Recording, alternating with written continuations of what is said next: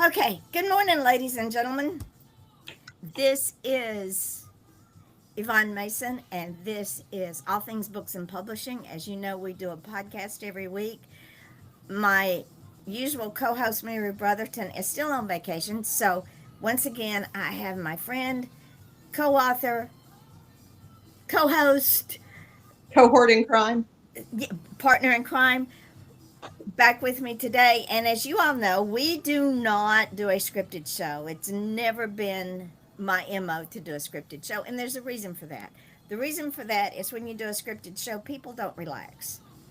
Andrea and I have been doing this for a long, long time, so we just go where it takes us. First thing we want to talk about is Andrea's journey. Because for those of you who are new to this business, and we've talked about this before, but we're going to keep talking about it until it makes sense or sinks in or you understand it. She and I were with a group of 7 to 10 of us that broke this ceiling of self published authors are not worthy. We are indie authors, and we got ourselves out there through hook by crook, whatever means necessary, and have stayed out there for 20 years.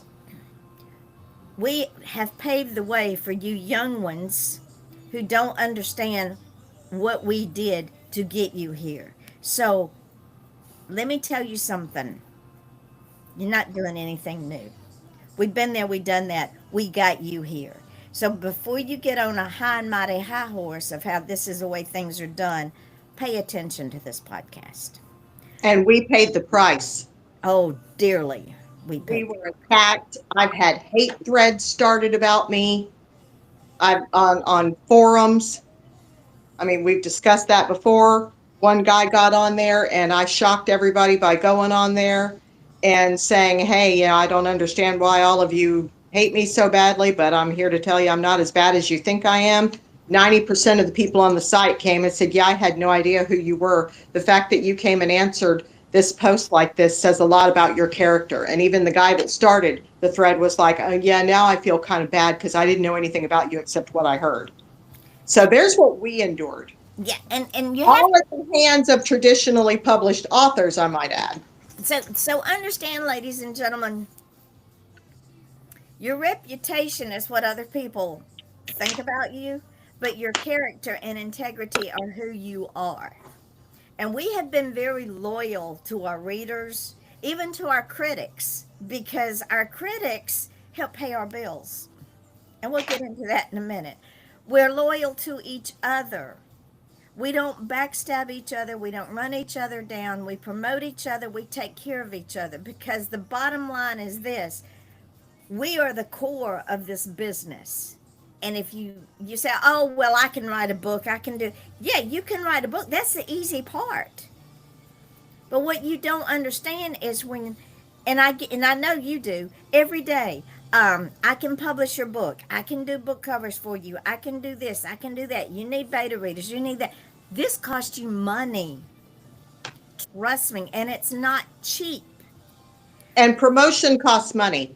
What you do for free, constantly posting about us and tagging us, believe me, I am the queen of using anything to get names out there, to try to promote, but singularly, it's difficult. You Yep. have taken that to a new level because now you are a publisher and Mm-hmm. you're doing what costs big time bucks for people to have to pay to do. And So that's another thing you do. I just want to beat up on Reddit here for a minute. The other day I went on Reddit, I set up our account, and I started putting our stuff up there. They banned me because they said it was spam. So read it. Guess what? I'm going to set up a new account. And if you ban me again, we will blast you all over the place. I am a Absolutely. legitimate I'm a legitimate person. I have a legitimate business and I promote my authors. So understand this, Reddit. We're coming for you. If Oh, I can yeah. take on an entire county, I can take on you. Oh, did I tell you that Wikipedia kicked my page off? Did I tell you that? No. Yes. Why? Wikipedia kicked my page off and said that it was this page, something, I can't remember the exact words. This was probably 10, 12 years ago that they did it.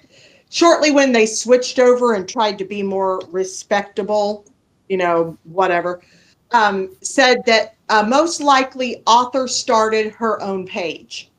I messaged, and I doubt anybody even saw it or paid any attention, but I messaged them and I said, excuse me, anyone who knows me knows that I am a techno moron. I don't know the first thing about coding, putting in lines, data. I don't know anything about any of that. I couldn't start a Wikipedia page if you paid me. I don't know how to do that. A reporter from the Associated Press who interviewed me back in the day was so impressed with me. She put up my Wikipedia page for me. So And let's of course, I cried for days after I saw, because back in the day, I mean, it was something to be on Wikipedia. Now everything's on Wikipedia, but back in the day, that meant something. But yeah, Wikipedia kicked me off. so understand this, ladies and gentlemen. We don't go quietly into that dark night. So read it, maybe even Wikipedia, just because we can. I looked this morning on my YouTube channel, and this is going live now on YouTube. On the YouTube channel, last week, we had 2,383 views. 28,000 people watched the YouTube. A total of 480 minutes. We have 6 new subscribers. So, whether you guys believe it or not, ladies and gentlemen, this podcast goes on Spotify, it is on iTunes, it is on Amazon Music, it is on YouTube, it is on our webpage, it is on all of our Facebook pages, it is on Midnight Publishing, it is on Off the Chain, which is running live now, it is on Indie Authors, it is on my page.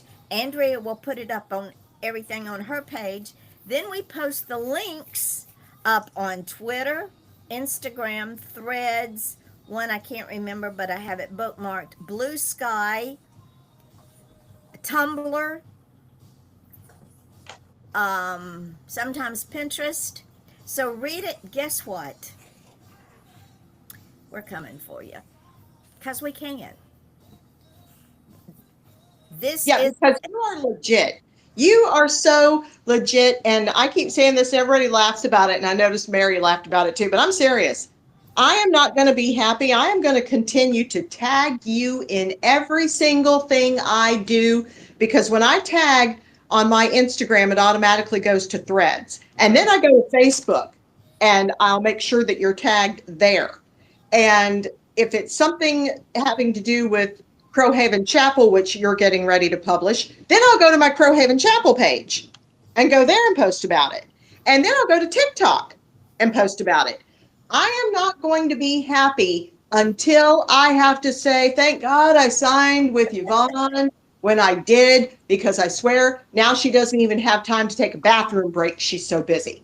And she's turning authors away left and right because she just doesn't have the time. She's got to hire a staff. That's when I'm going to be happy. Andrea has big dreams. And we have new authors, ladies and gentlemen. I got one the other day, my cousin, and this I have a lot of respect for my cousin because she's very smart. She has a lot of common sense, and she sent me a message and said, "I have a book that I wrote. Would you look at it?" She didn't ask me to publish it.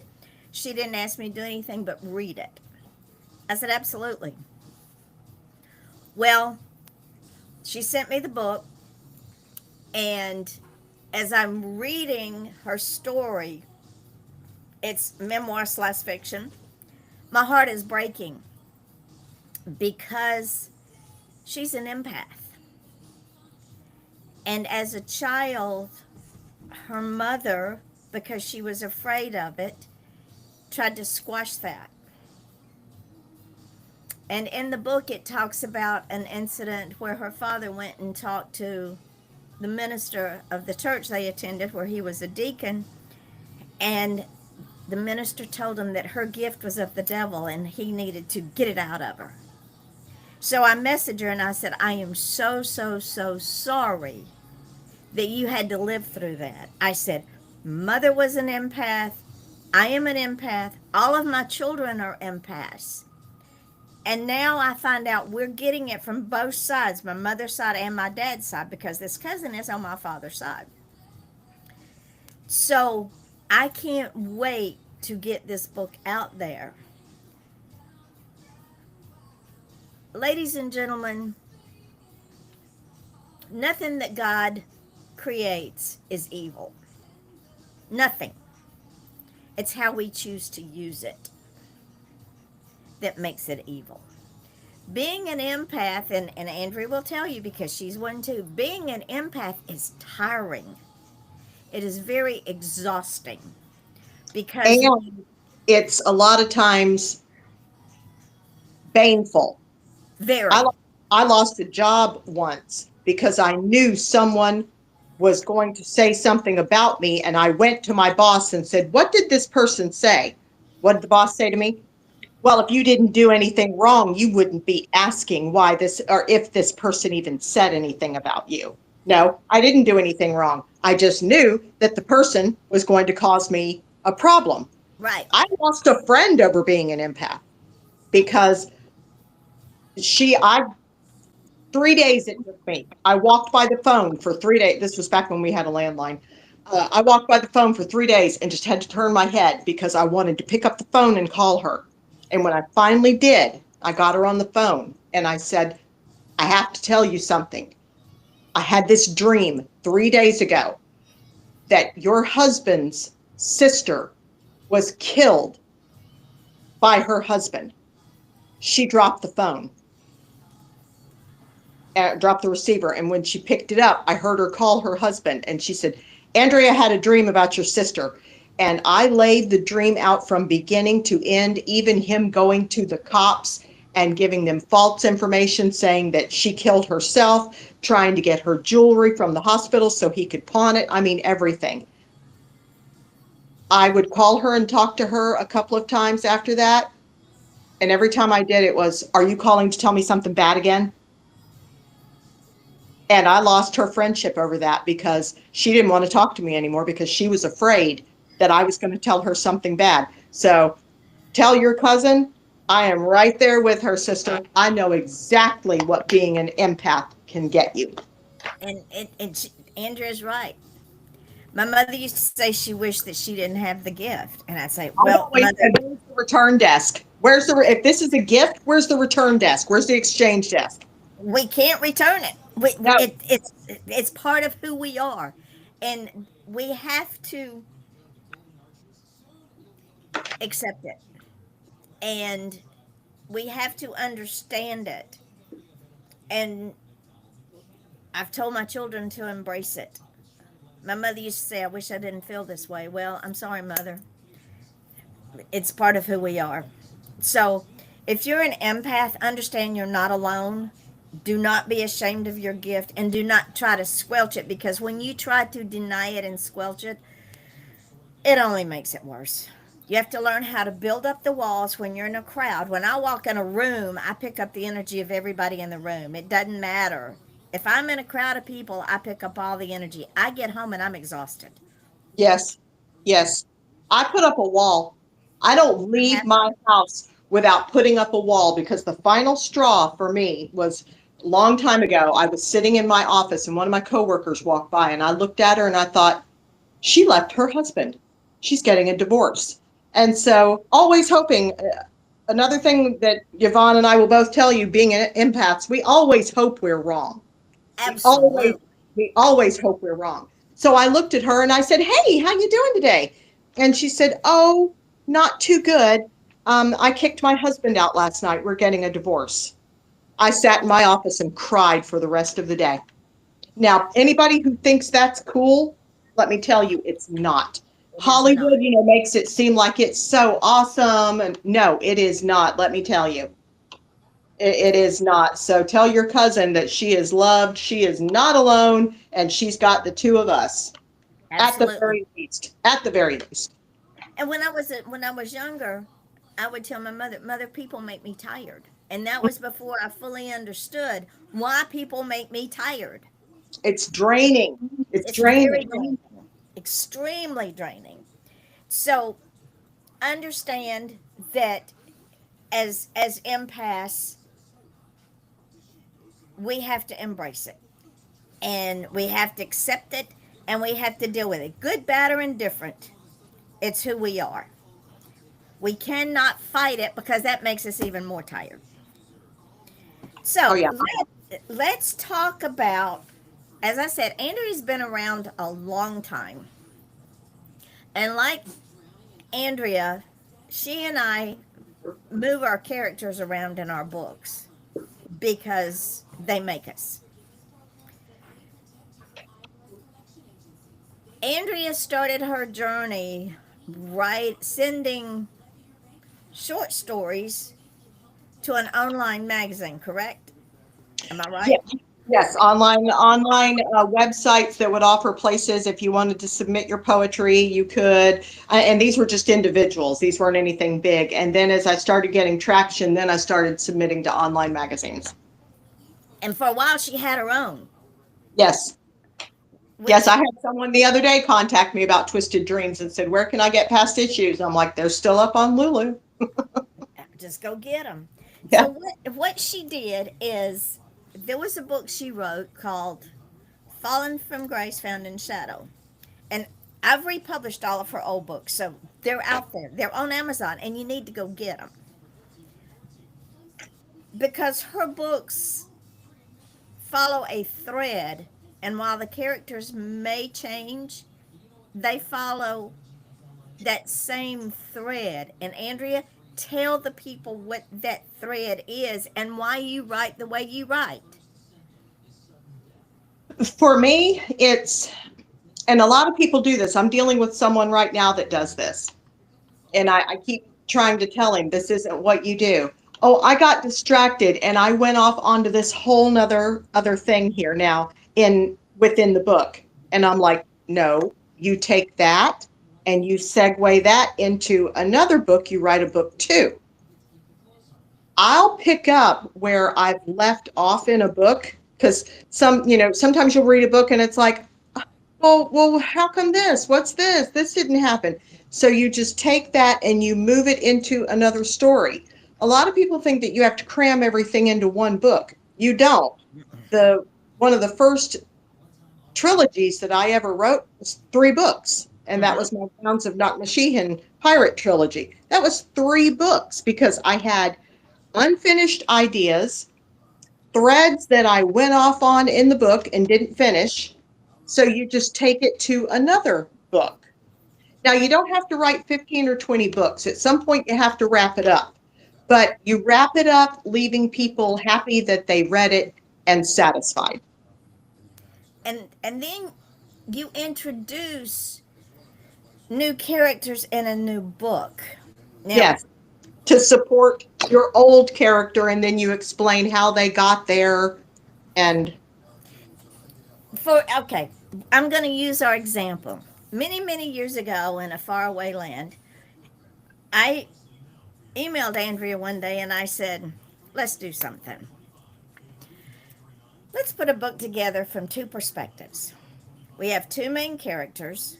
She writes her character from her perspective. I write my character from my perspective, and they came together like a glove. The first book in that trilogy was When Fates Collide, and her character was an interesting character because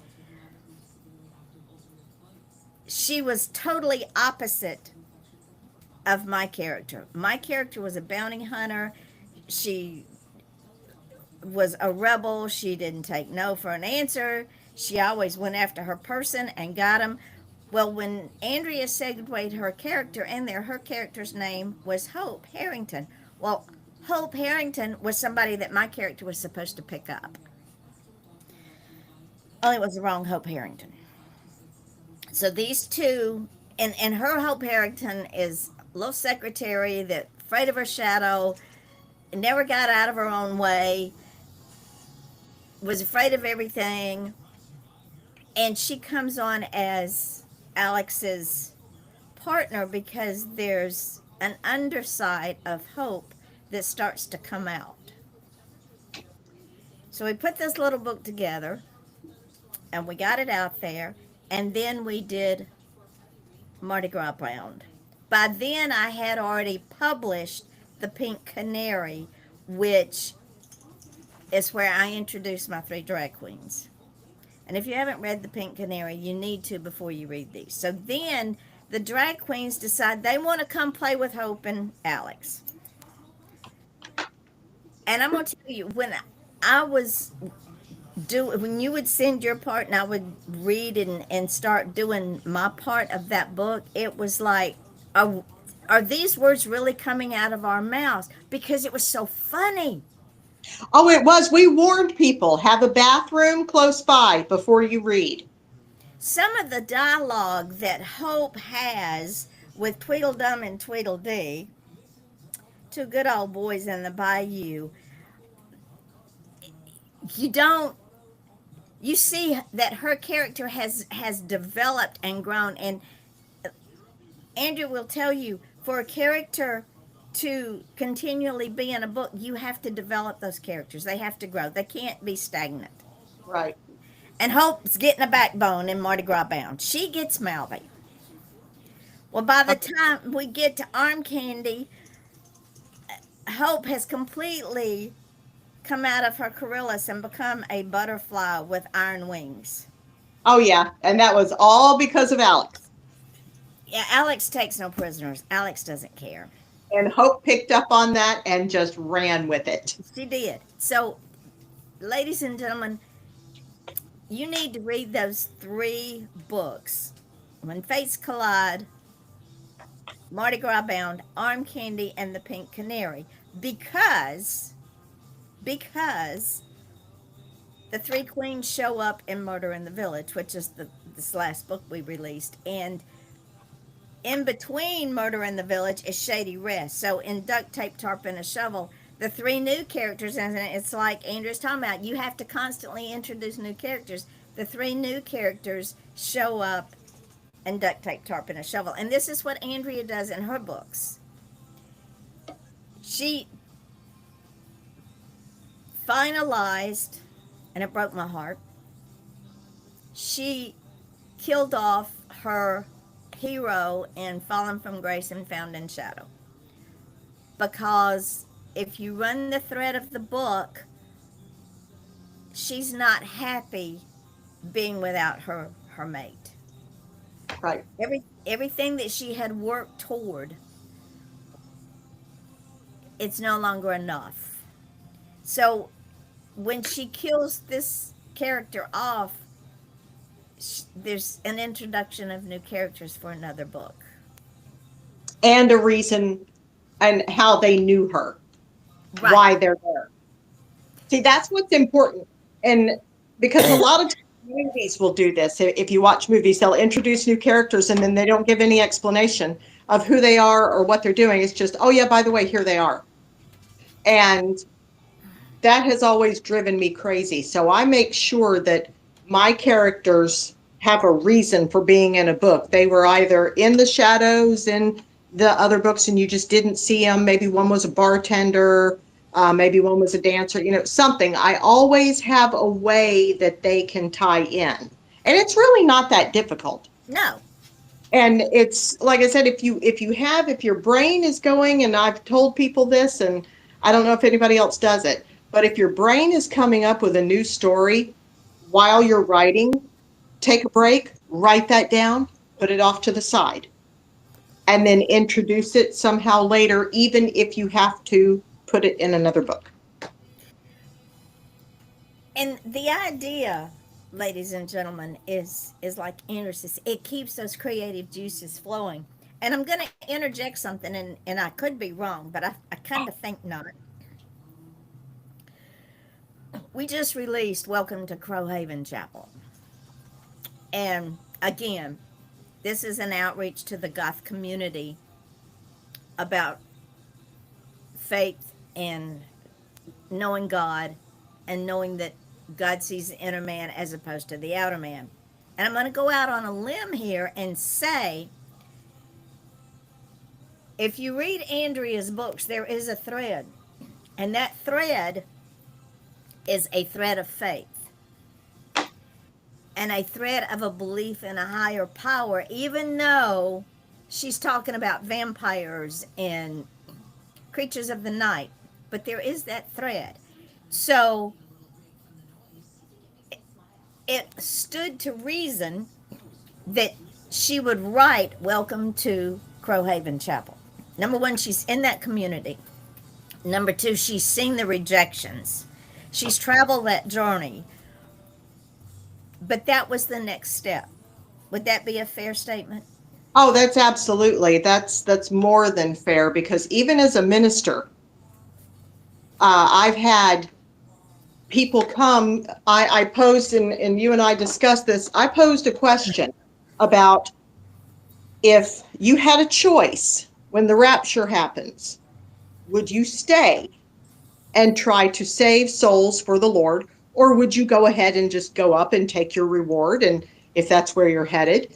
And I said, for my part, I would choose to stay. I said, I've already told the Lord, when the rapture comes, if you want me here, I'll stay. And I have no illusions about what the world is going to be like. Think zombie apocalypse, Mad Max, cannibalism, whatever you can think of. The world is going to be the pit of hell. I have no illusions. I had someone come on my church thread and jump on me and tell me how ridiculous I am. My attitude is ridiculous. My question is stupid. And this was someone from the secular Christian community. So Welcome to Crowhaven Chapel is written, it's stylized stories. You know, I'm not writing all about me. It's stylized stories to represent things I have been through personally, things that have personally been said to me, and what I have experienced even as a minister. So absolutely, absolutely. I write from a place of faith, which some people just can't get to. Well, and because, and again, I'm those of you that know me know that I just call it like it is. I as my daughter says, we're not Willy Wonka. We don't sugarcoat anything. There is an and has been for many, many years the attitude that there is a outline, a set in stone outline of how to reach people. That is not true. You don't reach people on your standard, because I guarantee you that your standard is either lower or higher than that person you're trying to reach. You have to be willing to reach that person where they are in their life and be accepting of them where they are in their life without judgment. Because I was talking to Peggy Engler, my other author and friend, and we were discussing this. And I told her that what happened to you, and she said, we are not to judge. That is not our job. No, and I always tell people, you think you can do God's job? If I ever meet you, remind me not to stand too close to you, because I don't want to be hit by the bolt of lightning because of your arrogance. There you go. Because we are not God. We know in the universe that is God, we know nothing. Nothing. And I've told people, if you think you can do God's job, I would pay to see that. I would pay good I money would to see I would these sell people the think. tickets. Yes, I would pay to see these people think they could do God's job for 1 minute, let alone the rest of their lives. Can't do it. Mm-mm. You're not smart enough. I'm not smart enough. She's not smart enough. None of Yeah. us are smart enough to do God's job. Because if we were, there would have been no need for God to create us. We would have been self created. Right. And That I is tell people frightening. all the time, Jesus hung out with hookers, lepers. He was on the cross dying and was ministering to the two thieves on the cross. There you go. And I So, tell people all the time, I don't have a church. I have my YouTube channel.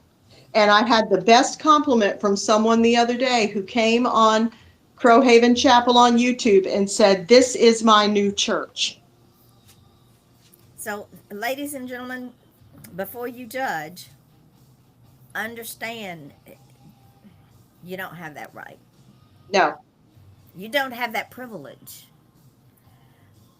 Your job is just to plant a seed, and that's what Andrea is doing. So that's going to segue into something you and I were talking about before the show. Now, we're going from serious to funny because that's how we roll. Andrea says she's going to get us t-shirts. And this is how we roll. Seriously. Yvonne and Andy since 2005. There you go. So let me tell you what happened.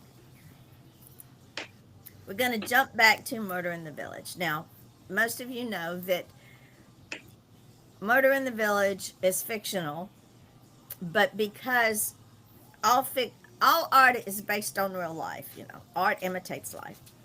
So there is a person in the village who, for lack of a better description, has no self-esteem, is uneducated in the ways of the world, in the ways of people, and the ways of academia, has no self-confidence, and is jealous of anybody else that is. Instead of going out and making herself better for herself, I hear people say, well, I lost weight for my husband. Well, honey, if you lost weight for your husband, then it ain't going to stay off. Or I got my hair cut for my wife, or I did this for that. No, you do things for yourself. For yourself. So I found out the other day two things. Number one, this woman is the wife of our current HOA president. So now she's going around in the village and telling everybody that she is the first lady. First lady of what? I mean, seriously, first lady of what?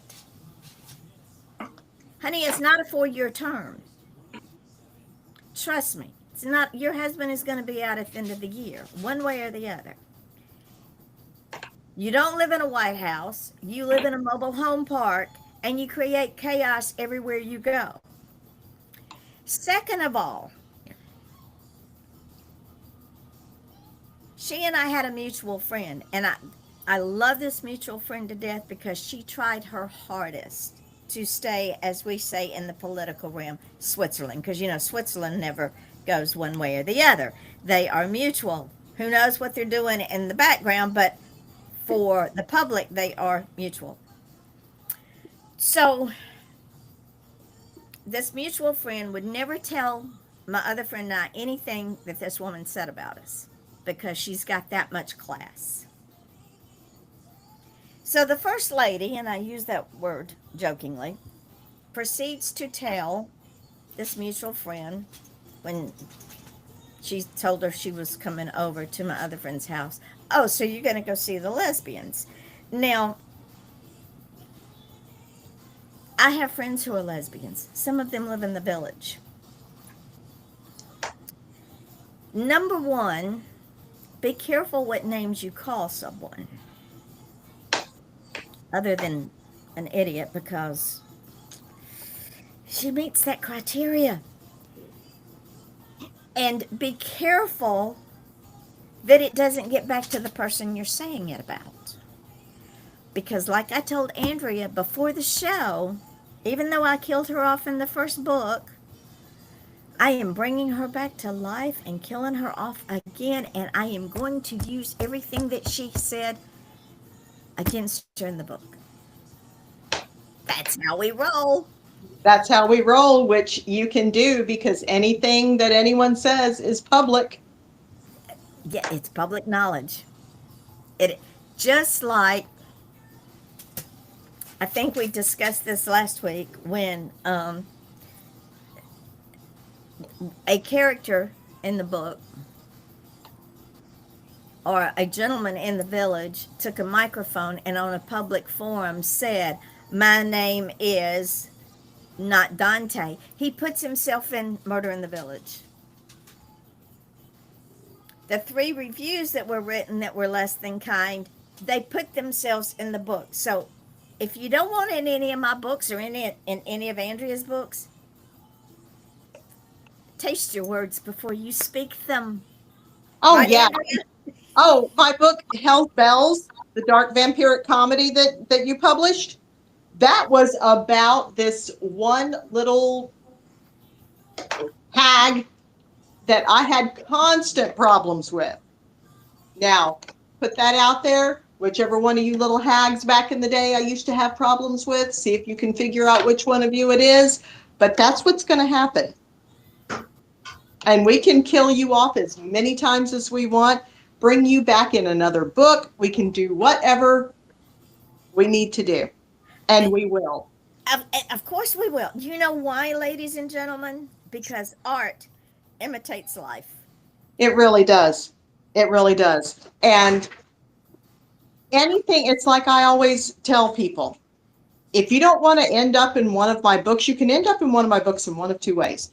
You can do something to hurt me, and I'll find a way to put it in a book, such as Crowhaven Chapel is my personal experiences. Right. Or you can be somebody awesome, and I'll put you in one of my books. One of the guys in the village read Murder in the Village, and he went to this friend who's Switzerland, and he said, "I wasn't in the book." and this friend of mine said, "But she likes you." Right. It's because you didn't do something right, nor did you do something wrong. So I asked my other friend, I said, "Does he want to be in the book?" I'll put him in the book. I have people I don't even know saying, "Yvonne, we want to be in the book." You got to understand, ladies and gentlemen, like Andrea, you're in my books one or 2 ways. Either I'm going to kill you off because I don't rock orange, or I'm going to make you one of the heroes because you need to be. And because you have a character within your personal self that goes with the storyline. Right, Andrea? Absolutely. Absolutely. It, Entangled Minds. I wrote that book forever and a day ago. When I published that book, my oldest daughter called me and said, "Mom, this book's about me." Yeah, it is. It is. She said, "But I didn't do a lot of that stuff." I said, "No, that's why art imitates life." But the storyline was about a teenager who makes very bad decisions, has a child out of wedlock, refuses to take care of that child, and that snowball from hell keeps rolling. And I know that Andrea has done the same thing. Hell's Bells, when I got that book, I'm thinking, you got to make that book longer because that book is hysterical. Yeah, I had so much fun writing it. So it was like everything I wanted to do in real life there, I just did it in the book. We don't rock orange because you see, to us, black is a color. Yes. And that's another thing we both get beat up for a lot is our choice of what we wear. Look, when I was a little girl, and I don't know about you, Andrea, but when I was a little girl and my mother dressed in frills and lace, I hated it. Oh, me too. My mother always said, you never would wear a dress. You wanted to wear jean shorts and boy t-shirts all the time. I'm like, yep. It's part of who we are. Now we say it's part of our brand, and it is part of our brand. Well, I saw the best thing, and I had it for a while. I'm going to see if I can find it again. I don't know who wrote it, but it was awesome. It was like a black lace like frame. It looked like it had like the hair around it from Memento Mori, the old fashioned grave stuff. And it said, if you can dress like that and not be going to yoga, I can dress like this and not be going to a funeral. There you go. And then I like the one where it says, "You're dressed in black. Whose funeral are you going to?" And the response is, "I haven't decided yet. Yes, Depends on who we kill off in the book." exactly. Exactly. Or sometimes I'll tell people that you going to a funeral soon. Yeah, very soon. Could be yours. Who knows? So I want to talk about again. This is all on her journey because she has done goth. She has done Crowhaven Chapel, but Andrea, you did a little book called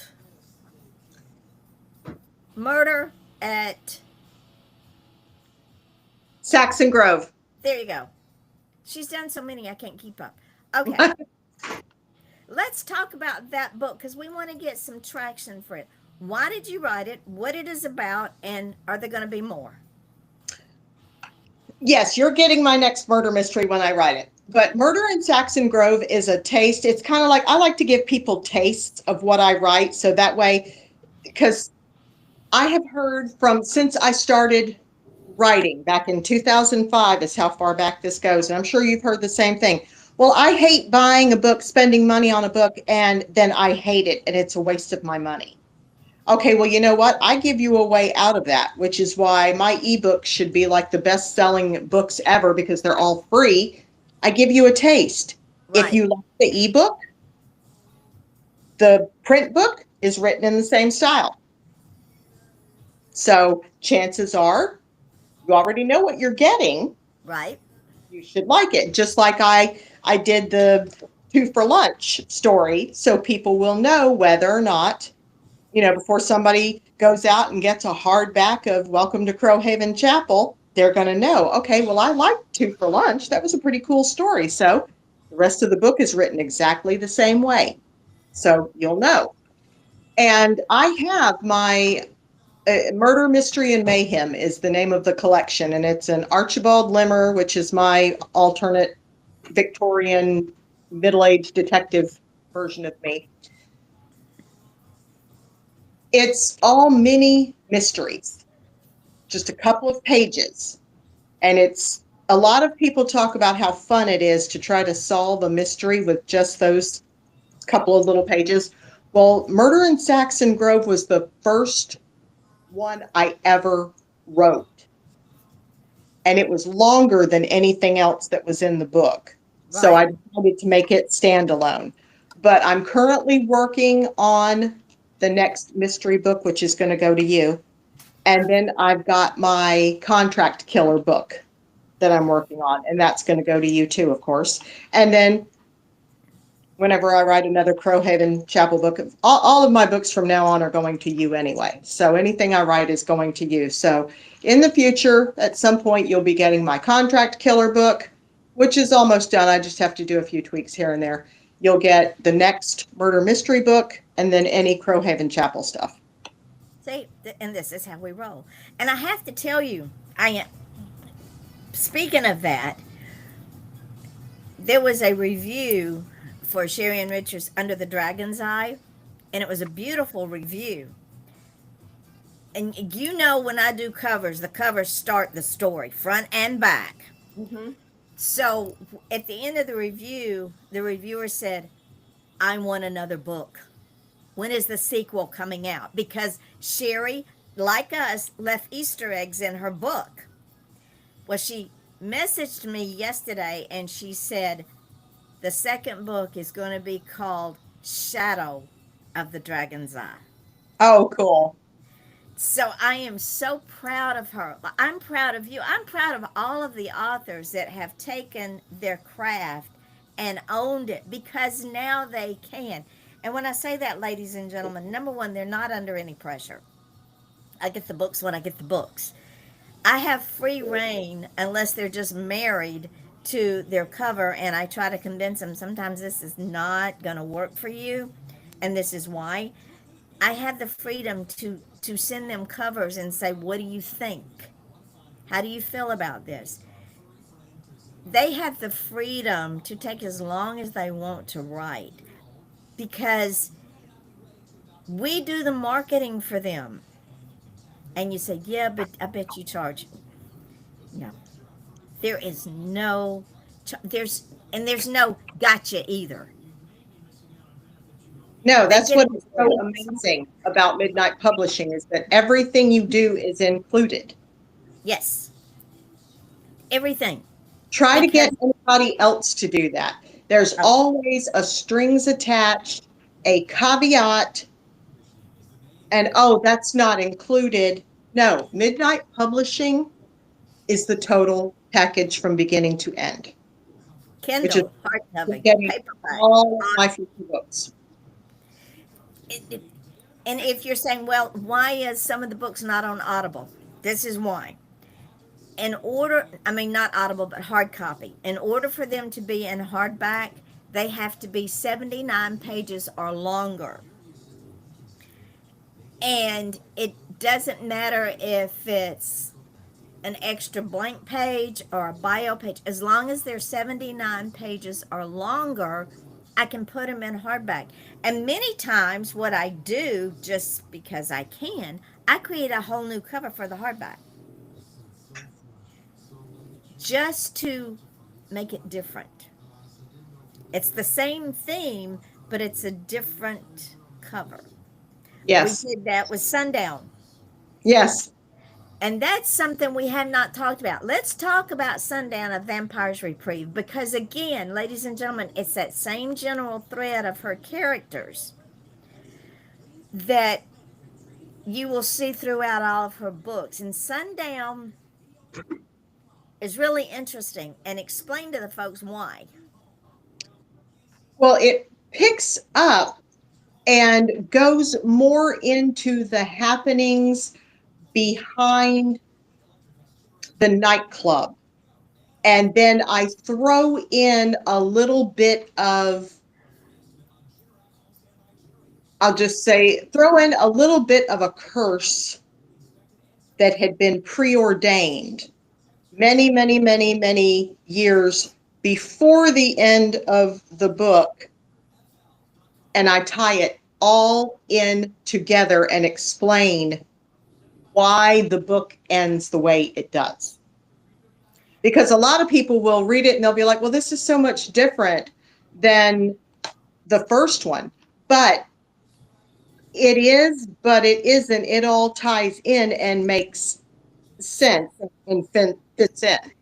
And that's why you need to read her books because they all have the same thread. Now, you ask, well, does Andrea's books have happily ever after?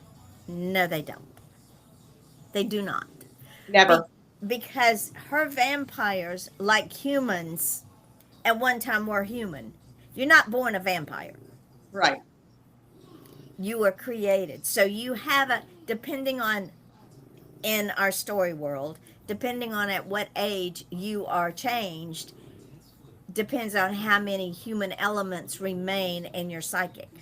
So her vampires have human emotions, they have human thoughts, they have regret, they even have a desire to die. Yeah, because they never did. All of my characters are tragic. My favorite thing growing up was Greek mythology. Yep. I'm not happy with anything unless everybody dies. So in my books, everybody dies, everybody suffers. You can always tell who my favorite character is in a book because I'll make them suffer more than anybody else in the book. And everybody's like, you're twisted and you're weird. And I'm like, yeah, but that's just how I am. But and she's right. In Greek mythology, the hero dies. Think about Everybody dies. Archimedes. Everything's terrible and horrible and the end of the world. And Think about Archimedes. Think about Achilles. Think about um, Apollo and Daphne. yeah, they all died Yeah, because Cupid and Psyche. I mean, how sad that was. Argus, um, when Apollo and Diana took on the seven daughters and the seven sons, Yep. and Clytie, who had unrequited love and watched Apollo's chariot go through the sky every day. So in pity, the gods turned her into a sunflower. I mean, And that's my world. and the reason for that, ladies and gentlemen, as opposed to romance, which Andrea writes, but in a dark and twisted vein, there is not happily ever after, because life is not happily ever after. Tragedy occurs, illness occurs, death occurs, betrayal occurs. Life happens. So, what Andrea does in her books is she takes those elements and puts them in a vampiric world, which, why it may not make the vampires lovable, it makes them more human. Because in Fallen from Grace, Found in Shadow, your female hero was vicious for a reason. Oh yeah, Forain was she'd had enough. Yeah, You know, she was finally happy, and then it was all taken away from her, and that was it. She was done. she's done. So she killed everybody and let God sort it out. And in the Yeah. end, she said, "I'm done. I've completed my job." Yes. And then her friends, her vampiric friends, showing the human side, were left to pick up the pieces. And move on to the next story. And that is how the second story came. Right. And then they got theirs too because they were a little bit too big for their britches. As it happens in real life. Yes. So understand, if you're reading Andrea's books, read them with an open mind. Yeah, because you're not going to get the Vampire Diaries. You're not going to get, what was the TV show? Buffy? No, not Buffy. Twilight. The one with Sookie Stackhouse or whatever her name was. I didn't watch any of those because I can't do romance. Vampires do not glitter. Yeah, vampires don't glitter, so it's not Twilight. It's not the Sookie Stackhouse stuff. It's not the Vampire Diaries or whatever they were. I didn't watch any of those because it's just not my thing. I don't want vampires waltzing and walking together under the moonlight unless one of them's going to die. So understand, when you read her books, her characters die. And yeah, you might get mad for a minute. But again, read books with an open mind, because her books not only tell stories, they teach life lessons. And that is, life happens. And it's not always pretty, but life is just life. It's how we make it. It's what we do with it. And this is what she talks about and teaches in her books. So some people say Andrea's a bit hard to take. No, not really. You just got to understand the mechanisms of why she writes what she writes. If you're not into that sort of thing, and again, I say this at every podcast, you might not be into that sort of thing, and that's okay. But you know somebody that is. Right. The Two in A Man of Two Worlds, those two books are interesting, and I will tell you, ladies and gentlemen, they're a bit graphic. But in those two books, there are life's lessons. Morality. I try to bring, a lot of people write to escape. I don't write to escape.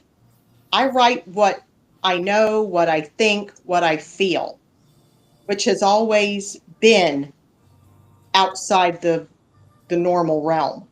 Right. So as you said, a lot of the stuff is It's dark, but I guarantee you, if you read it with an open mind, you will understand the logic behind the storyline. The two is very graphic, and some people would say, what are you thinking? But you have to, again, read it with an open mind. There is a reason for that storyline.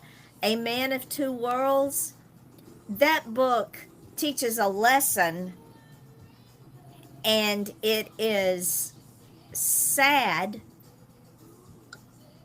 because every decision that is made in our lives, there are always consequences. Always. And do you And know, you I learn, actually had someone from the gypsy community contact me and thank me. This was before I found out that I have gypsy ancestry. I right? actually had someone contact me and thank me for portraying gypsies in the book the way I did, Yeah, they weren't, not they making weren't, them out to be thieves and scumbags and making them out to be real people just trying to live. And like I said, that's more that empath thing. This was how I saw gypsies and how I just felt they were before I found out I have extensive gypsy history. and that is A Man of Two Worlds. And Yes. when you read the book, you will understand the title. And when you read the two, you will understand the title. And again, the book covers start the story. So what I want y'all to do, and again, this might not be your genre, and that's okay. But I would venture to guess that you know someone, family, friends, frenemies, co-workers, acquaintances, that read that genre. It's not really a horror genre that she writes. It's not really a vampire genre she writes. It's more of a supernatural, I guess you'd call it. Supernatural, um, it's drama, and everybody dies, but it's real life. So I know you've got to go, and we got like 4 minutes left. So I want you to tell everybody she's on Facebook. She's on she's on Midnight Publishing. If you are not part of the Midnight Publishing group, please go join the group because that is where everything comes out of. Friend her on Facebook. And where else are you? I am on Instagram. If you have an interest in what's going on in the Christian Goth community and my book, Welcome to Crowhaven Chapel, which is coming out, I'm on TikTok, I'm on Instagram, I'm on Facebook. My new song, Give It Up, just dropped this morning. That's the segue into Welcome to Crowhaven Chapel, which is going to be released on the 15th, along with two separate soundtracks, 15 Nice. minutes each. One for the Christian Goth Dark Ambient sect, and one for the Christian Goth Dance sect. I like to make sure everybody's represented. There you go. So that's where you can find me. I am all over the place, I have, especially Instagram and Facebook. I'm very active on both. and then we're on, like I said, Blue Sky, YouTube, the website, midnightpublishing.org, the group page here. We are live on Off the Chain. We are live on YouTube. We are on Threads. We are on Instagram. We are on the one I can never remember. All you got to do is pull us up, pull me up, pull her up. Because when you see Midnight Publishing, you're going to see Andrea. That's just the way it is. Because the authors in this family are promoted on a daily basis. Every day I go on my page and highlight an author and then put it up on Midnight Publishing and on all the other media sites that we have. Read it. We're coming for you. Yeah, and I just tagged you this morning on Instagram and Facebook. So So there you go. So, sweetheart, go take care of what you got to take care of. I love you dearly. love you too very, very much. And we will do this again. Oh, and by the way, I did you see where I got an email from somebody that wants to come on the show as a guest? Yes, I saw that. Told you. It's Told exciting. you. It's exciting. Very exciting. And remember, Midnight Publishing charges zero. So if you want your book out there, we're here. The door is always open. The rocking chairs are always available. I love you, my sister. I love you too, my sister. We'll do this again soon. Till next time, till next Wednesday, this is Yvonne Mason and Andrea Dean Van Scoyoc saying, see you later.